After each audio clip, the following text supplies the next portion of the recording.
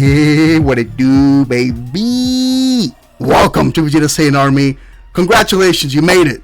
The first all-time Vegeta Saiyan Army team meeting. Team meeting, everybody gather up. All them boys gathering up. To what did you call it, Ken? The war zone. War table. The war table. Welcome to the... I love that shit. I'm gonna make it the war table. So I'm here with Ken Hulsman, the general, the lieutenant, the good lieutenant, and we have Josh, the barber, the OG, cutting everybody's hair but his own.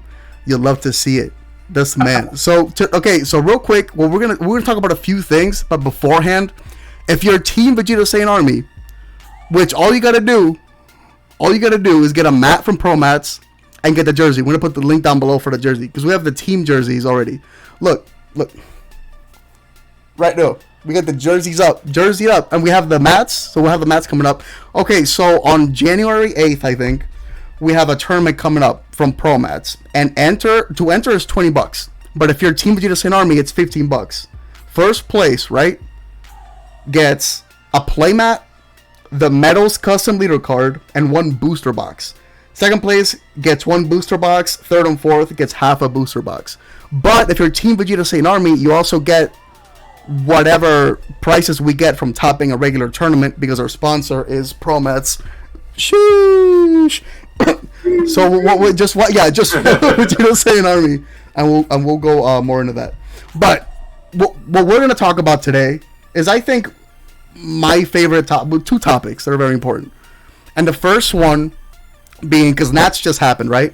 And in Nationals we had Andrew Duvall, and we had Jared playing blue-green Android 16, right? And Andrew Duvall playing Icarus. And I feel like when I see Andrew Duvall, he's good at mastering the meta in a way that, like, he started set 13 playing King Vegeta, what he thought probably was the best deck. And then he went to Soul Striker, playing Kasamasu's great, Bojack is good. And then he started playing...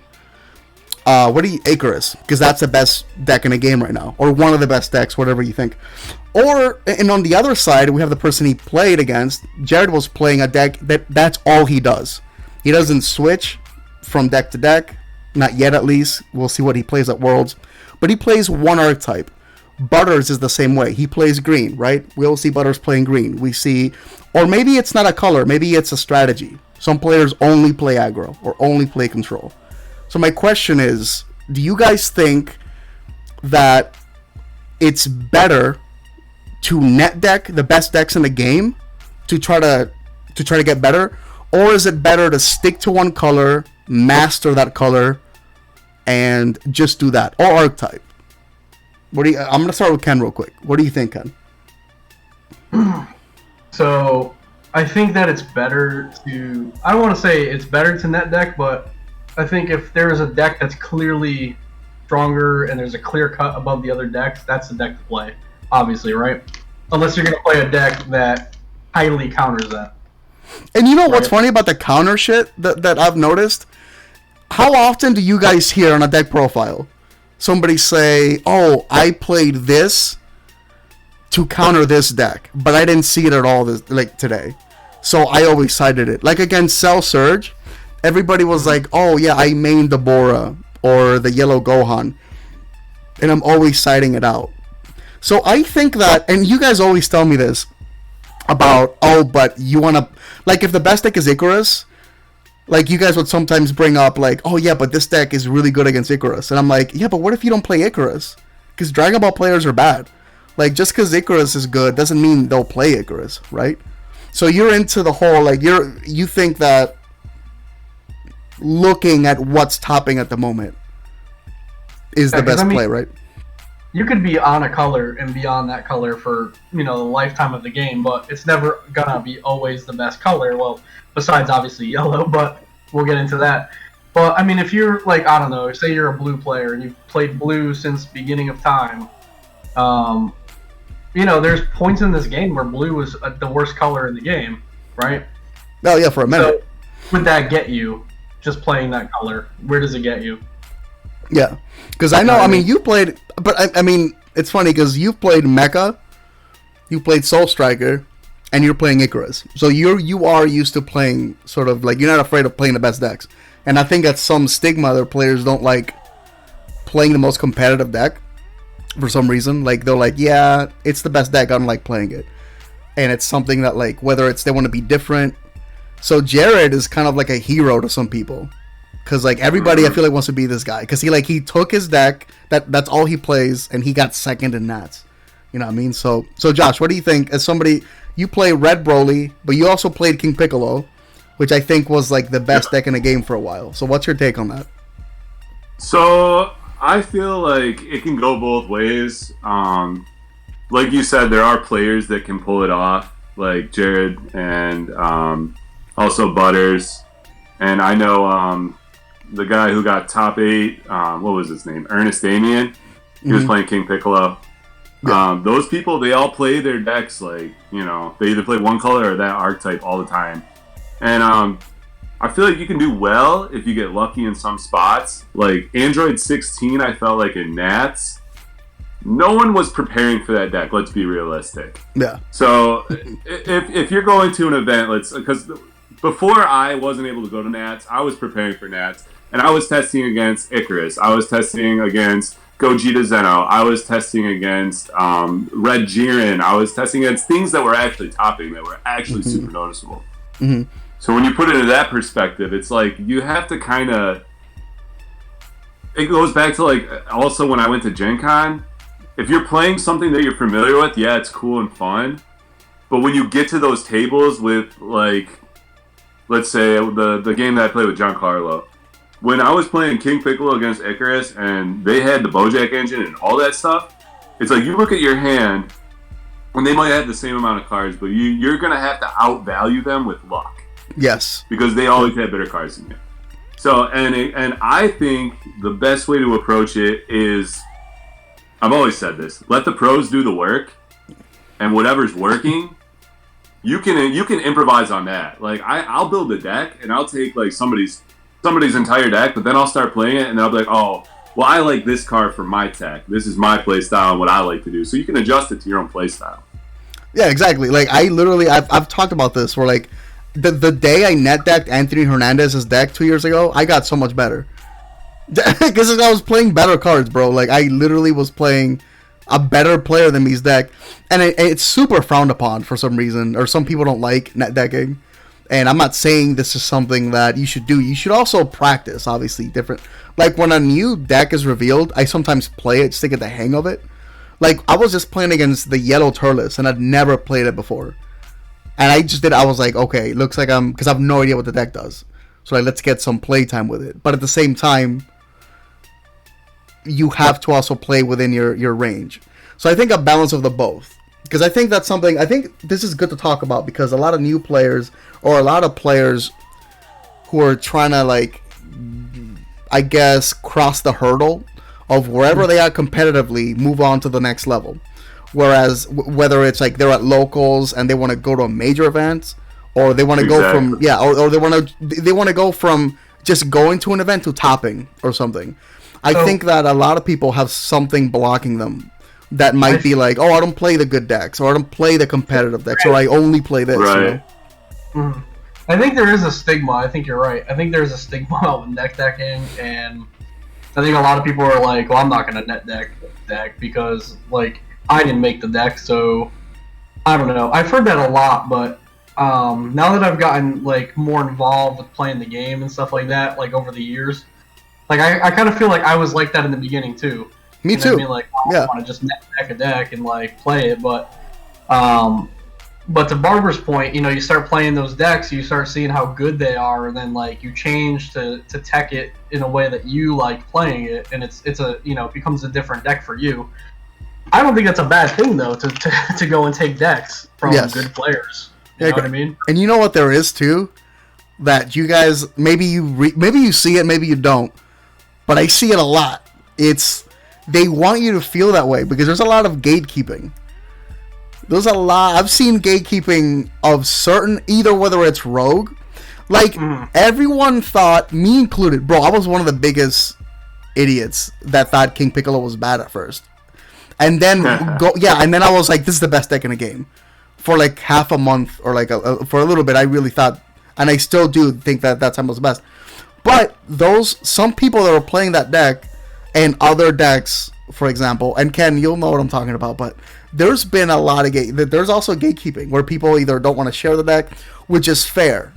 If you're gonna go to a main event in a week, you don't want to share what you're playing. That's one thing. I'm talking about more in general, where people are like, I don't know, where they're more protective about the decks they play beyond sharing their deck list. So it's like it's definitely weird, and it's something we're thinking about. If you're a competitive player or if you're a casual player and you're trying to get a little bit better, think about how much, or it could also be a thing of like you're net decking a lot. This is the other end of the bridge, right? Where you're net decking a lot and you're like, why am I losing? Why am I still losing? I just played Andrew Duvall's list. Where it's like, well, now you have to stay in that lane and master it. You know, right. Now you want to be the Jared of Icarus. It's a little too late for that because Icarus has been out for like a year, but you know what I mean. Like you want to put in the time. So like you can't be Trey Faircloth and beat him at Icarus because he's been playing it longer. You know what I'm saying? If you just pick up the deck, you're not going to be as good as those players. The only players that can do that are handfuls in this game, and that's why they're pros. Like if you look at Justin Rios, for example, when he picked up Hatch for Gen Con, and he literally got top 4, he never played the deck, never had experience with it. Somebody handed it to him with a bad deck list, and in the finals, he wasn't even able to use his boss monsters and still won. Those type of people can do that. But people like me, people who are good players, but they need to practice. Marquise is another player. I'm going to have to shout him out. He can pick up any deck at some point, learn it in a freaking 1 or 2 games, and he's got it. But normal people are going to have to literally sit there and practice every single match, every single layout, because the average player is not going to understand cards like they do. Yeah. So it just comes down to experience, you know? A lot of pro players have been playing other card games for forever, where if this is your first card game, you're going to look at these cards and they're going to be a whole different dimension to you, where these other people's are just reading math. Yeah, exactly. Because having experience on a deck means something, and there's also like secondhand experience on some of these decks from like Magic the Gathering sometimes, or Yu-Gi-Oh, where like literally it may feel like the same deck you're playing. Like, oh, I'm playing an Overrealm deck, and I'm like, okay, I used to play Light Swords or something. I don't know. That was maybe a bad example, but it's true what you said. Yeah, nobody's played Sensu Bean, I'm sure, more than Trey Faircloth or whatever. So, like, you're not going to catch up to those players, but you can improve yourself. Like, you can be a little better than you were yesterday if you pick a good deck and then stick with it and then try to, from then on, keep up with the meta. And then also, it would help if you do it with yellow, which I think is the best investment in the game. You know what I mean? And this segues into the next question. This leads into the entire. This segues, yeah. In this, I'm furious about, and it's something I've been mad at the last 3 years. Is that yellow? I think is criminally overpowered compared to other colors, and you can argue that red Saiyans, black Saiyans are also very good, and it's true. Red Saiyans have had their time where it seems unfair. Sometimes Red Saiyans have a lot of cards just for them, like King Vegeta's Imposing Presence and stuff, or like black Saiyans or Saiyan only cards for black are really good, for example. But it's like here and there. I think that it's nowhere near as close to what yellow has. So like, do you guys, and like, I know you play blue, Ken, and Josh, you play a lot of red as well. How much am I capping or overreacting about my distaste of Bandai's treatment for yellow? Like, am I crazy here? You want me to take this one, Kenny? Yeah, or how would you fix it also? Like, do you think Bandai should just ban a lot of yellow? Because I hate ban talk, and I don't want this to sound like I'm trying to get anything banned. Where I have my solution, but I'd like to hear you guys first. So, Josh, you want to go first this time?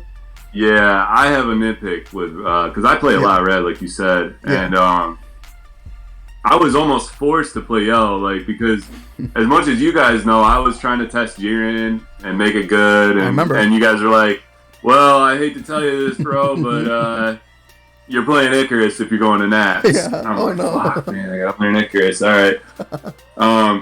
Yeah, you're not capping when you're saying that yellow cards are just way better than a lot of cards in the pool. Like, there's some good cards that every color has that are just really good. Like, let's go Divine Presence Son Goku.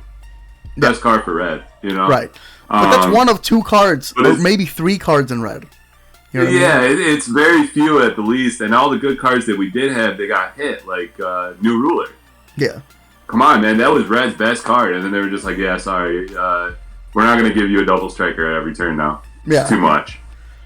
All right, Ken, but we'll give this guy, we'll give this guy, the ability to rest every card on the side of the field for free. Yeah, they don't care. Oh, and he's going to draw cards when he does it, by the way. Yeah, exactly. Are you talking about Power of a Super Saiyan? Yeah, Power of Super Saiyan's insane. Like what card? Let me just put it this way: what card in red compares to Power of a Super Saiyan? None. And so here's my point. Hear me out. Okay, Crusher Ball. And you guys have heard me say this before. Okay, do you know how broken red cards have to be to compare to what yellow cards do? For example, okay, take what does Crusher Ball do? When you play a battle card, it doesn't remove it, right? All it does is it makes it so that card cannot attack this turn, okay? So an equivalent of Crusher Ball would be 1 drop, red extra. Counterplay. The card that is being played, neg it until it gets to 5,000. And it cannot be negged for the rest of the turn. That card sounds insane. Does it not? Like, because when you try to measure a color, it's so difficult having color identity. But you know what the problem is? That there really isn't color identity. You know what I mean? Because green has been aggro, green has been control, blue has been super aggro, and it's been control. And it's the same with red. I mean, red has. I mean, King Vegeta, I guess, was a bit of a control deck. King Piccolo was a mid range. So it's just like you can't and it's at the point where one amount of currency from each color doesn't mean the same thing. Like in red, negging 5k doesn't mean 1 energy anymore. Like tapping 1 doesn't mean draw 1 anymore. Because we know how much better it feels to draw 2 when you awaken than it does to untap 2. I know it depends on the deck, but it's so weird, and they need to get better at changing the value of what each color does. What do you think, Ken? So I think back earlier in the game, the color identities were definitely bigger. I think there's definitely less of a gap now, because I feel like every color can perform a play style. So you were saying aggro, we've had blue aggro now, we've had green aggro, we've had red aggro, we've had yellow aggro, we've had black aggro. You know what I mean? We've had play styles in every color. Mm-hmm. But I think the color identities where they're differing is their defensive capabilities is what it is. Yeah. I think yellow, you can just stop. You can stop a whole turn. Mm-hmm. No problem. And it's not even like blue has a secret rare that does that. Yellow, you can just do it with a couple cards every turn. You know what I'm saying? Yeah, that's a good point, isn't it? I feel like blue has the same capability later in the game. Like yellow can do it from turn 1. Yeah. Blue can turn around and stop the game for the entire fight. I'm going to stop you right here before you go any further. What card does Soul Striker need in its deck to function well? That's you yellow. Need a 3-drop unison. Oh, that's yellow. A lot of cards. Stripes, yeah. So blue is good, but it still needs yellow. Oh, blue's the biggest culprit of coat telling.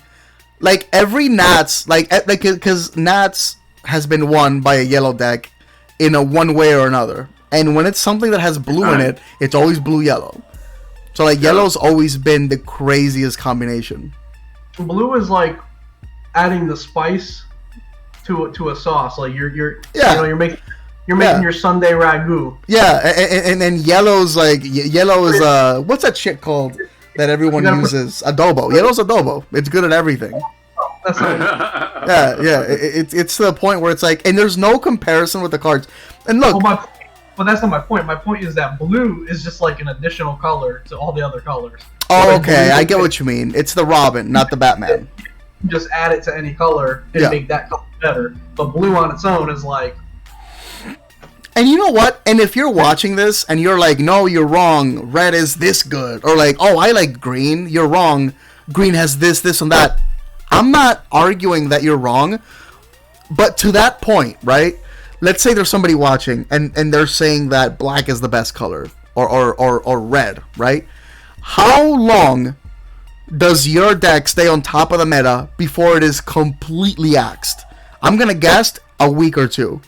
Yellow will get like nipped at the top of the head and never really banned. Like Mecha, it was like, oh, okay, here's a small errata. Okay, you know what? We'll ban Pan. Okay, you know what? We'll do this one little thing. They just banned the fucking card. Or like whereas, bro, King Vegeta was good. I mean, it was always good, but like, it was tier 0 for like 2 weeks, and the entire community lost its mind. Bro, I don't know if you guys remember, with all the shit that's been going on with the European and Australian nats, dogs watch out. But bro, like, it got to a point where everyone was like, Bandai doesn't listen, they don't ban cards. There was just a ban list days ago. And then it's just like, ban red, like, nobody can stand red being good. Red was good for 2 weeks, Bandai was like emergency ban, just... I can't believe they did that. They came out with a ban list, and then like literally a few days later, they're like, no, never mind. Mecha's banned. Yeah. Sorry. Yeah. And I'm like, you know what? Trying to stumble back though. I just want to say though, like, Bandai, bro. I don't know what they're thinking, bro, but giving Yellow, just giving Yellow a card at KO shit. Turles? Oh, Turles? Yeah.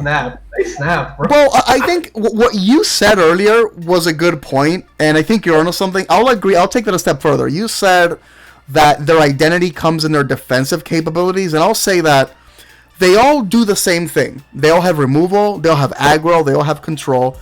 I think the identity comes in the way that they do it. Like, red will neg something to remove it. Or if it's 30 or less, KO it. Or yellow, it's like if it's rested, KO it. And blue's like bottom deck it. Black is like warp it. So the identity comes in how you do it. But that's fine, and I like that. That's cool. I don't really care. Like, I like playing a card that's good, that has a cool character in it. It's not that... I'm not going to get that offended if you come out with a hand control deck that's Janemba. Like, you know, that's... No one cares. You know what I mean? Like, as much as color identity is cool, it's like, I don't think we care about that as much as like having a balanced game.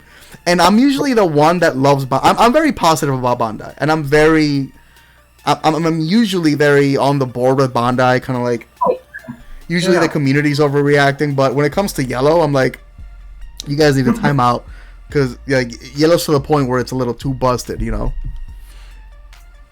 People argue about that, but bro, when you got your hand, right, and you got like a Turles in your hand, and you got a power of a Super Saiyan in your hand, and you got a this Final Flash in your hand, you got a Forbidden Power in your hand, and you're just like, well, I don't know what they're gonna do to stop me. What can you do? Short of like I don't know what you can do right now. Yeah. I think one of the best things in Yellow period is the slug package. There's no card that I've played that people fear more than that card. Mm-hmm. Yeah. Like, they main sideboard, and then slug becomes one of those like, oh well, if this card's on the field, you're gonna attack this card instead of my leader. Yeah. What other card in the game says you can't draw? Yeah, you can't draw unless it's your leader. It's so bad. That card's toxic. Yeah. Well, he's saying that because he's a King Piccolo player. Your super combos are useless. He can't draw at all. Yeah.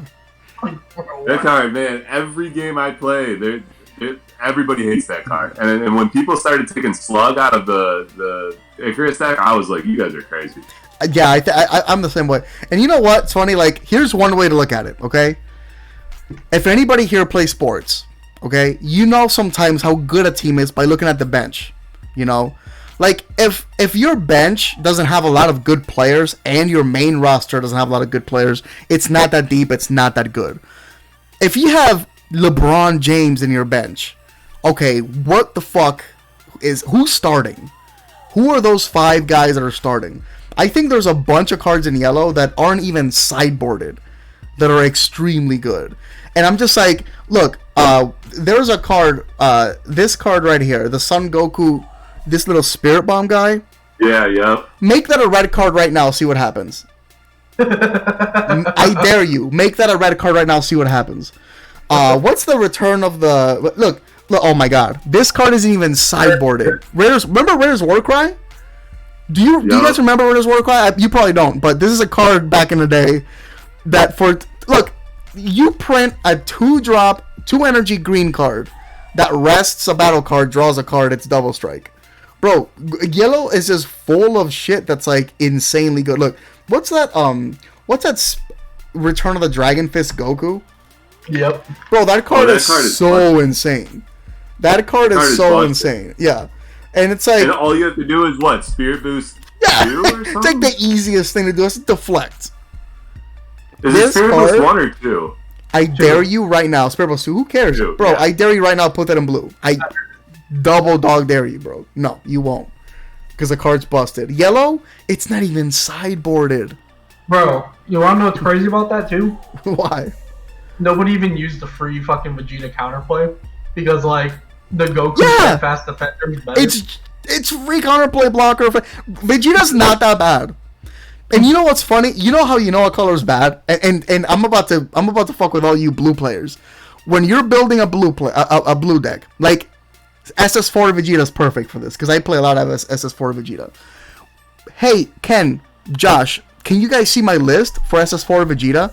And you guys will look at my list and see, like, I don't know, Tapion or Gotenks Return of the Reaper or something. And you'll be like, yeah, that card, you can take it out for this. There's only 2 cards in blue that I feel protective about. Any card, I'll be like, yeah, okay, sure. If you're like, hey, take out Tapion, I'm like, yeah, okay, sure. For what? And then you'll tell me, hey, take this out. I'm like, yeah, okay, sure. Unless it's Boo or Turning the Tide, I'm not that protective because the cards aren't that good.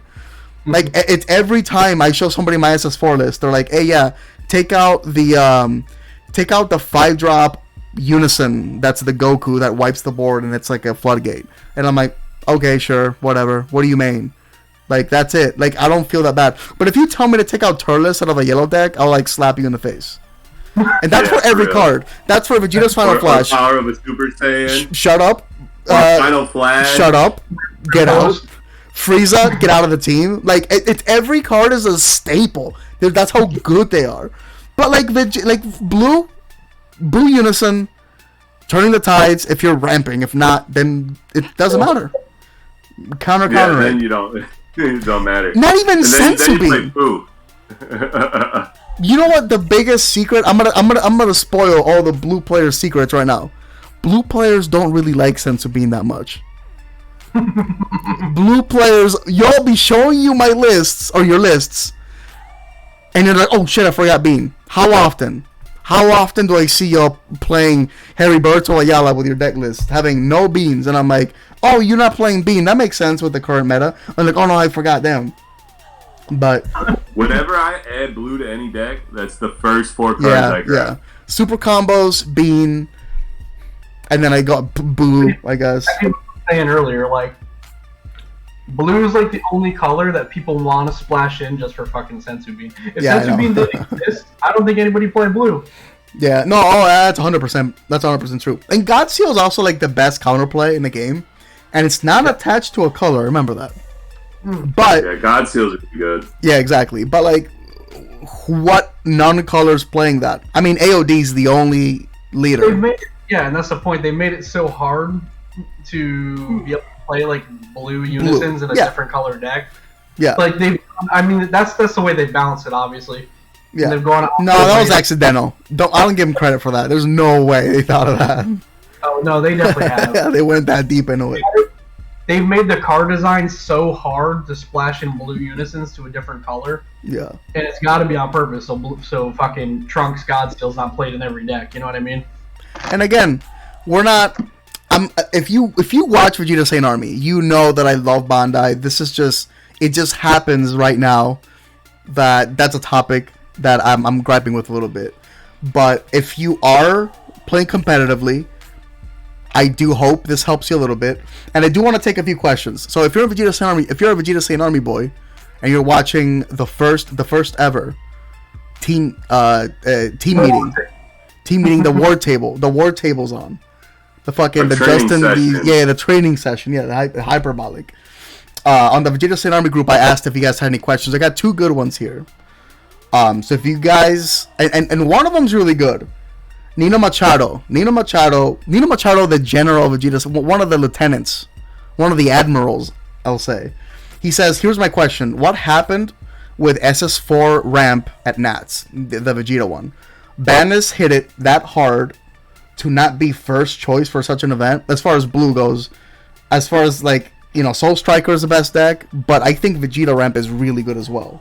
So yeah, what the fuck? What do you guys think? Are you guys shocked? Are you not? Or are you surprised? What do you think? What do you think on that? And what do you think maybe made it not go to Nats? So I feel Vegeta was still pretty good after the whole Bojack hit, but it didn't have the level of removal it needed.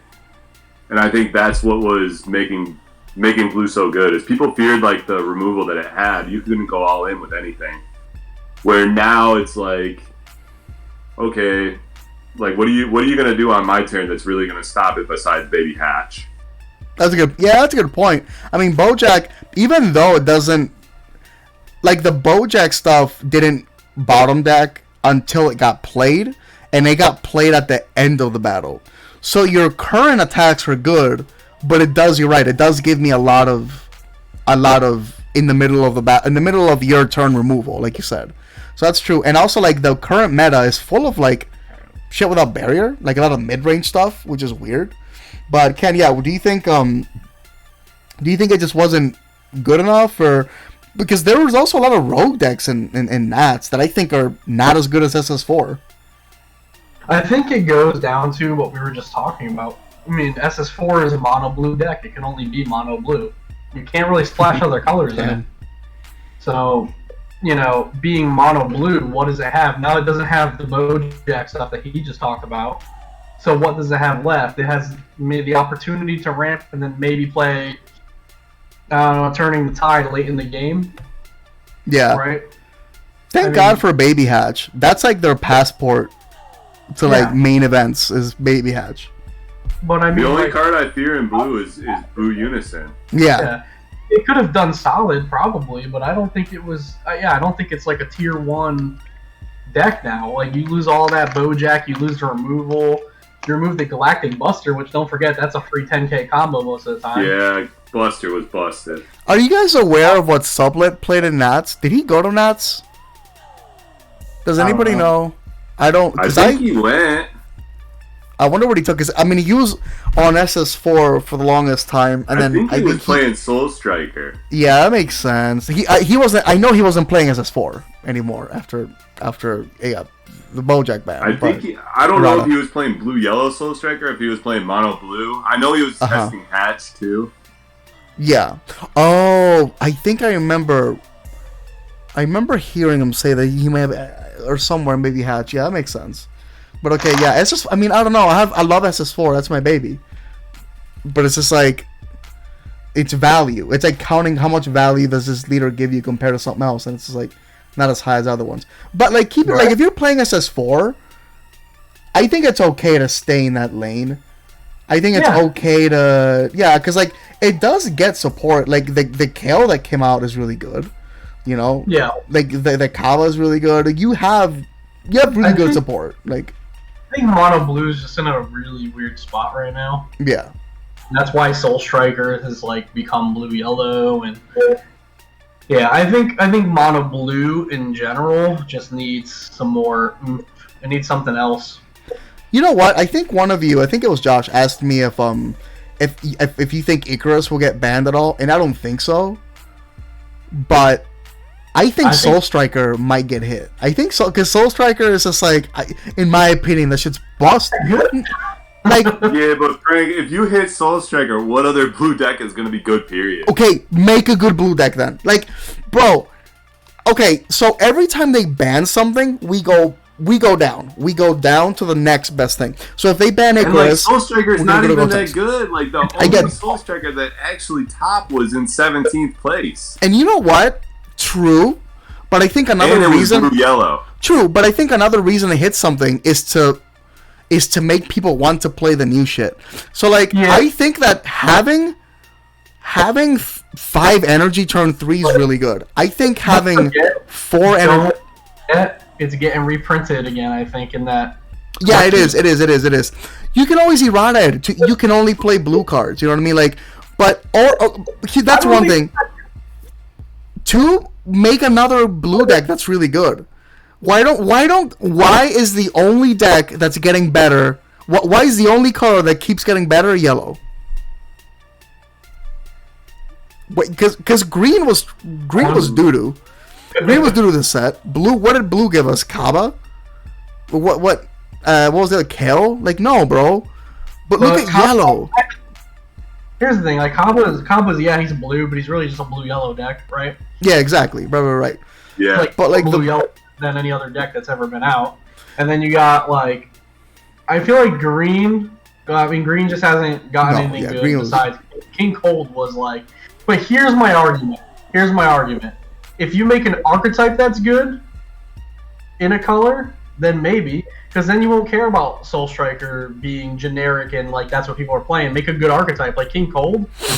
Yeah, that's true. Those aren't cards that you can just swap into any green deck. That's true. King Cold's deck, and that deck rocks. Yeah, but I think it's hard for them to make an archetype that's that good without being broken as well. I think they struggle with finding that balance, and I think they struck it barely with King Cold. I think King Cold is so cool. But like, King Cold's like a cool deck, and like it's so thematic. It's like so thematic, and like this is the one thing I love about this game, and they don't talk about it. They don't do it much, but like some of the decks are really so thematic, and you don't even realize it. Like King Cold is like it's literally the Broly VR movie. Like and it's like all of that early part of the movie where they're showing the flashback. Yeah, it's literally all of that, and it's so cool. Yeah. But like nobody talks about it, but it's really cool. By the way, that scene. Oh. That scene's like the best scene ever, by the way. When the Ginyu Force, they crash the ship into the same buildings, and then the Ginyu Force comes out, the first thing they do is Gucci dab. They Gucci dab in front of everybody. I'm like, yo, that's mad disrespectful. In their own front yard, bro, you didn't wipe your shoes. You just dabbed it up. Imagine if I drove up to your place, knocked over your mailbox, and then dabbed, and then asked you for money. So my point is that like you could take a deck like King Cold and you can throw in like some of the good green cards that exist. Like you can play Dormant Potential, you could throw that in there, the Zarbon block or whatever it may be, however you want to build that deck, right? But that deck is like most of that deck is that theme right there, that thematic version of that deck. And it doesn't really add cards to it, but it's still like the best green deck in my opinion. Yeah. You know what I mean? So like that you can do that. No, I agree. I know exactly what you mean. Yeah. Okay, we don't need to ban Soul Striker, but let's make a thematic blue deck that's a good deck that will. I'm cool with that. You know what? Trying to do that with Bojack. Oh, dude, you stole it. You stole it. You ripped it out of my mouth. I make those cards generic in the first place. They tried. Look, Bojack. Pause. Go ahead. They did it because those cards said if your leader's mono blue. Or a Bojack Brigade. Like, they made it so it was like blue also got an option. Buff, which then it's just like, those are Soul Strikers cards. So here's what I was going to say before Barbara read my mind. Bojack is 2 promos away from being that good. You give that card 2 more. Remember AOD was always a good deck, and then they got the Janemba baby? And it got busted. Yeah, bro. I'm telling you, Bojack is like 2 of those cards away. Because I think Bojack is heavily slept on, but it's just not that good because your hand is just awful, and I mean it's kind of easy to read up. It reminds me of actually 16 a little bit. That's the next deck that's gonna get banned. What? Cell Surge. That's the next leader that's gonna get banned. I'm calling it. Cell? You think? Yep. Huh. Okay. Yeah. I don't know the deck well enough. Like, I get the deck, I know it, but, I mean, we'll see about that one, I guess, yeah. I don't think hand control has a fucking place in this game.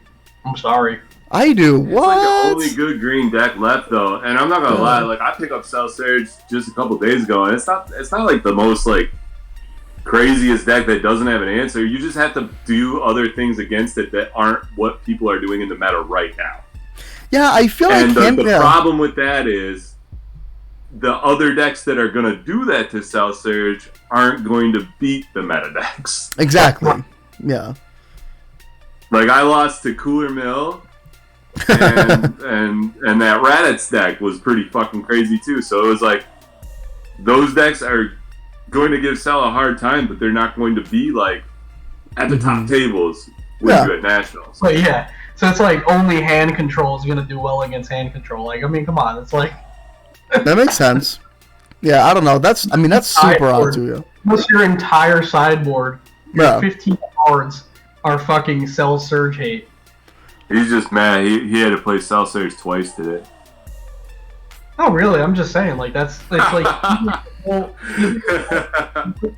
look at Nats. Just look at Nats. Dude, Andrew Duvall's whole sideboard was, like, dedicated to Cell Surge. Yeah, that was funny. Boogeyman. Yeah, that's really funny. And I mean, hand control is really hard to balance in this game because I think we're starting to realize how much value is in just drawing in this game, because combo power means so much in this game.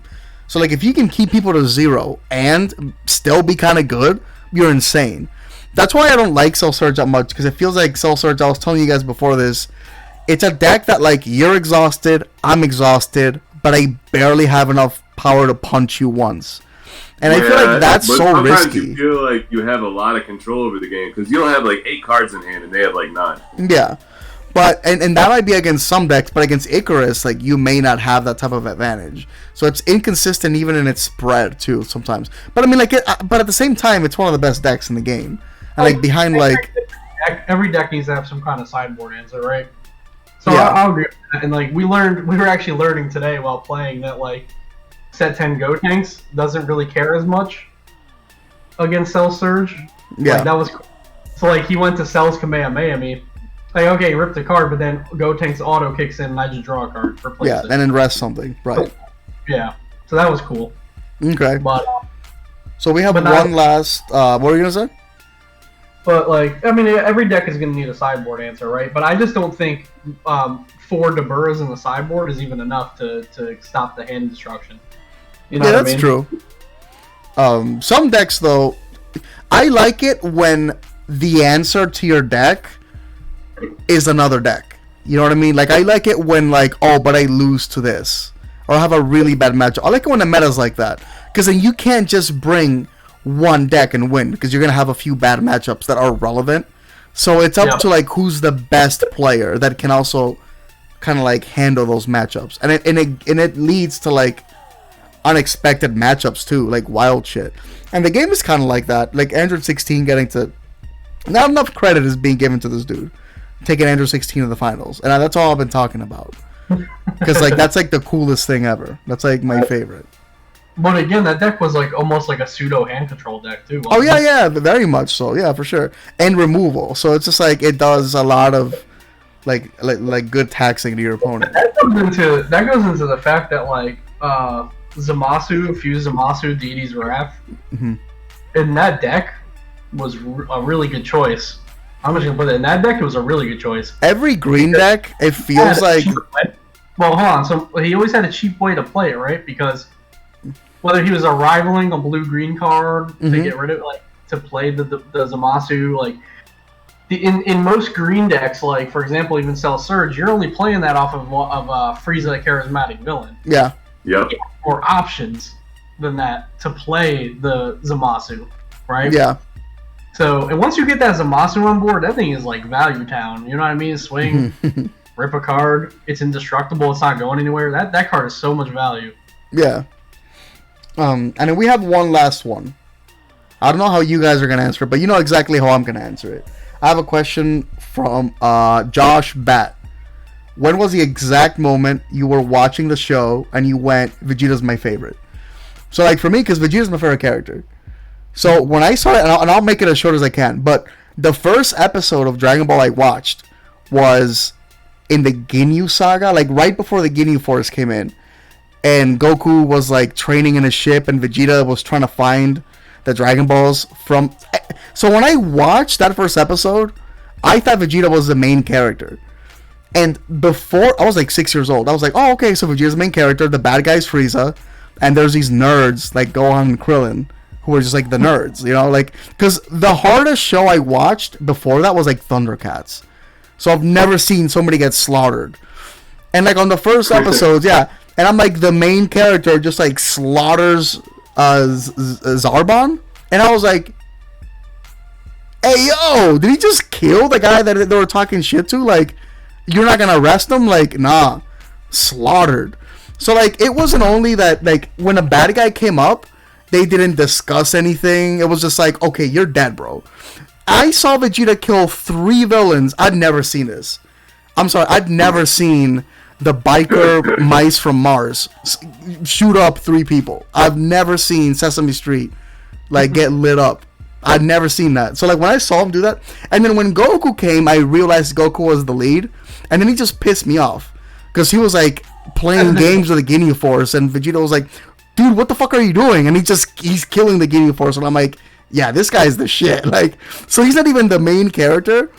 And like, and I'll end it with this. There's a scene where they're hiding the Vegeta just got found by Frieza, and he's got to hide the Dragon Balls. So he throws them across the planet, and I'm just like, that is such a not cinematic scene. Where like any other show or movie or American movie, because I wasn't watching anime at that time, would have been like, oh no, you found me. Like, that scene is in Superman all the time. When a woman is falling off the building and she dies. And I'm like, Superman, why don't you just fly? Like, you can do that. You know? But in Dragon Ball, Vegeta was like, fuck it, I'll just throw it across the planet. He was like, yeet, yeet, yeet, yeet. And he threw him, and I'm like, that is, thank you. Common sense. So it's like, it's common sense, savagery, and logic. That's why I like Vegeta. And Goku just pissed me off. So, do you guys have a favorite character? And do you remember when you may have been like, yo, that's the play right here, this guy?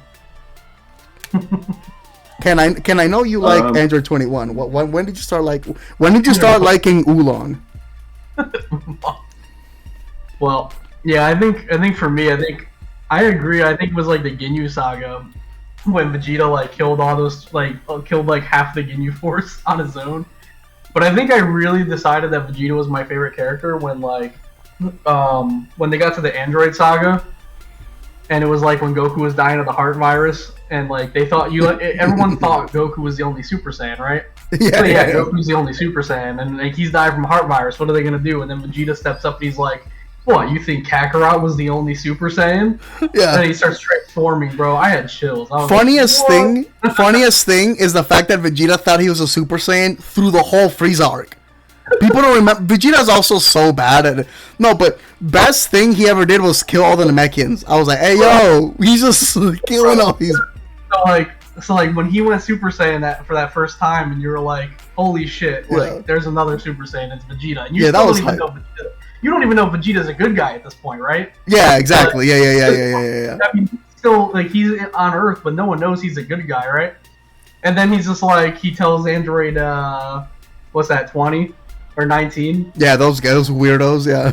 Machine like yourself experience fear, and he like goes and rips his hand off. Like, come on, bro. My favorite card in the game now, by the way, Power of Super Saiyan. That's my favorite card in the game. Yeah. Yep. Josh, who's your? I know. Coquette is your favorite character. When did you start liking? When did you start liking Zoire? Oh yeah, you know, U11. That's my thing. That's the shit. I'd say Vegeta is my favorite character in the saga, but like more so, I like Vegito. Yeah. And I like Vegito because he just comes in, man. Like when Vegito fuses, you just know he's gonna take care of business in like 5 seconds, and he does it because of Vegeta is the main one controlling him. That's a good point. And that's how you see, like, man, if Vegeta had Goku combined, he's crazy. He doesn't let anybody live. Yeah. Yeah, I think we saw that, and it's different. It's Gogeta, but in the Broly movie, there's a scene in the Broly movie, and it goes into what you were just saying, where Gogeta, there's a move that he has that's like a little rainbow ball that he throws it, and if you're evil, you die. Oh, yeah. Right? So when he threw it at Broly tanked it and didn't die. So that means that he's good. So he's not a bad guy. Do you know what Gogeta did? He smiled like, oh, he's a good guy. That's good. Do you know what he did next? Bro, it was Kenosha. It was Kenosha on Earth all over again. He shot it up, bro. He shot this man up. He was trying to kill him. He was trying to 2-0 him. I don't know, bro. I was like, that was the biggest ass whooping I've ever seen in my life. On Dragon Ball, I think ever. Well, actually, Videl in the Tournament of Power, or the tournament arc in the Buu Saga, that was the biggest ass whooping. But bro, that was second. That was huge. But anyway, if you're watching, I hope this helped. Do any of you guys have anything for anybody else watching about anything we discussed today?